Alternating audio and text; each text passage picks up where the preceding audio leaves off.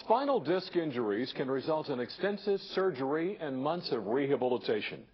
Now, new improvements in spinal disc replacement surgery are less invasive. As we learned from Dr. Gil Tepper of Valley Spine Center in Sherman Oaks, the recovery time is much less than traditional spinal surgery. We're talking about artificial disc for the lumbar spine. We're talking about, instead of taking a motion segment and fusing it and eliminating motion completely, we are able to achieve disc stability, restore near normal motion, restore the alignment and height, and do it through a minimally invasive approach that promotes rapid rehabilitation. The artificial disc as a concept has been available in the United States for a couple of years and has been under investigational use and FDA-approved studies up to this point. Candidates for artificial disc replacements are generally same as those that are candidate for spinal fusion. In general, we really reserve surgery to a last resort, and we want to be sure that we have exhausted most of the low-risk, non-invasive, and minimally invasive options before we opt for spinal fusion.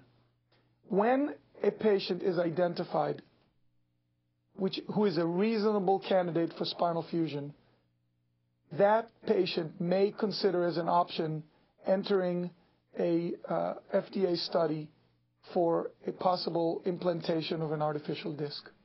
The potential for restoration of activity and return to rehabilitation sooner exists, and that's one of the things that we're studying. In these spine models, this one represents spinal fusion, and this one represents disc replacement. When spinal surgery for fusion is successful, as you can see in this model, motion is completely eliminated. With disc replacement surgery, as you can see in this model, stability is restored, but motion is preserved. People don't like to go to the hospital and stay in a strange environment for many days. I'm able to perform this technique through a minimally invasive approach, and we here at Valley Spine Center perform the artificial disc replacement surgery at Outpatient Spine and Surgery Center in Santa Monica, and the patients return home the following day. We have to be able to draw as orthopedists from our history and prior experience.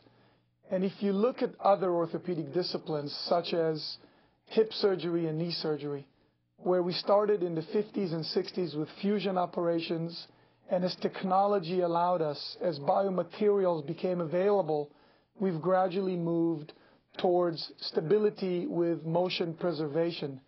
I think that these principles will apply no differently to the spine.